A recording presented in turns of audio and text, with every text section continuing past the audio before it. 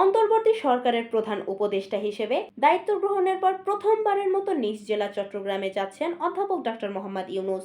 প্রায় দেড় যুগ পর গ্রামের বাড়ি বাথুয়া যাবেন তিনি। তাকে স্বাগত জানাতে চলছে ব্যাপক প্রস্তুতি। স্টাফ রিপোর্টার মিনহাজ উদ্দিনের তথ্যচিত্রে জানাচ্ছেন মিম আহমেদ।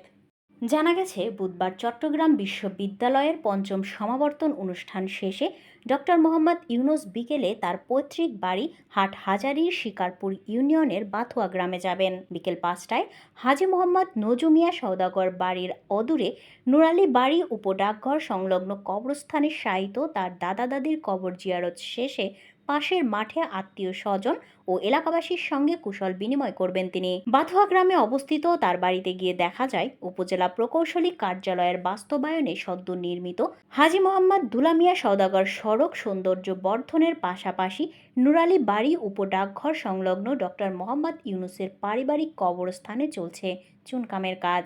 এছাড়াও পাশের মাঠও পরিষ্কার করা হয়েছে। প্রধান উপদেষ্টার বাবার পৈতৃক নিবাস হাজী মোহাম্মদ দুলামিয়া সওদাগর বাড়িতে হাটহাজারী উপজেলা ও পৌরসভার কর্মকর্তা কর্মচারীরা নানা স্থাপনায় সৌন্দর্য বর্ধনের কাজ করছেন। স্থানীয় বাসিন্দারা জানান, ডক্টর ইউনূসের পরিবারের সবাই ৫০ থেকে ৬০ বছর ধরে নগরের পাঁচলাইশ থানাধীন নিরিবিলি নামক একটি ভবনে বসবাস করছেন। ১৯৪০ সালের ২৮শে জুন বাথুয়া গ্রামের হাজী এম নজুমিয়া সওদাগর বাড়িতে জন্মগ্রহণ করেন ডক্টর ইউনূস। ৮ ভাই ২ বোনের মধ্যে তিনি তৃতীয়।